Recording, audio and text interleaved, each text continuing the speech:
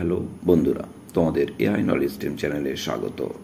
আজকের আলোচনা বিষয় হচ্ছে দ্বাদশ শ্রেণীর ইতিহাসের একটি 3 বা 4 মার্কের প্রশ্নোত্তর।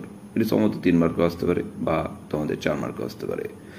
অধ্যায়টি হচ্ছে প্রথম অধ্যায়, বিদ্রোহ সমূহ ও ব্রিটিশ রাজ। প্রশ্নটি হচ্ছে ঝাঁসির রানী লক্ষ্মীবাই স্মরণীয় কেন, অথবা এভাবে আসতে পারে মহাবিদ্রোহে ঝাঁসির রানী লক্ষ্মীবাইয়ের অবদান লেখো।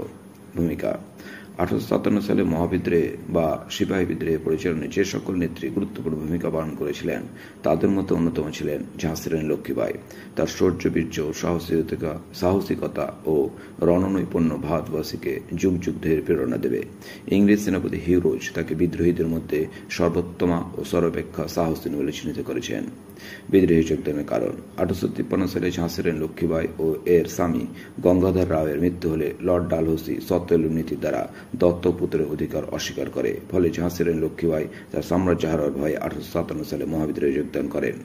বিদ্রোহী যোগদান ও কর্মসূচি: ইউরোজের নেতৃত্বে ইংরেজ সেনাদল ঝাঁসি আক্রমণ করলে তিনি তীব্র প্রতিরোধ গড়ে তোলেন এবং শেষ পর্যন্ত ইংরেজ সেনা ঝাঁসি দখল করলে পরাজিত লক্ষ্মীবাই তাঁতে টপির কাছের সঙ্গে মিলিত হয়ে ইংরেজদের মিত্র সিন্ধিয়া রাজ্য গোয়ালিয়র দখল করে।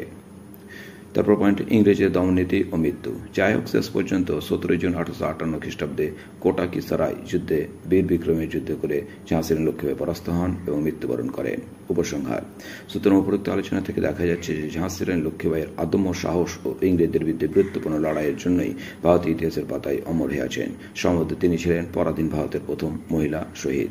এই ছিল আলোচনা। তোমরা ঝটফট খাতায় লিখে বাড়িতে প্র্যাকটিস করতে থাকো। Thank you.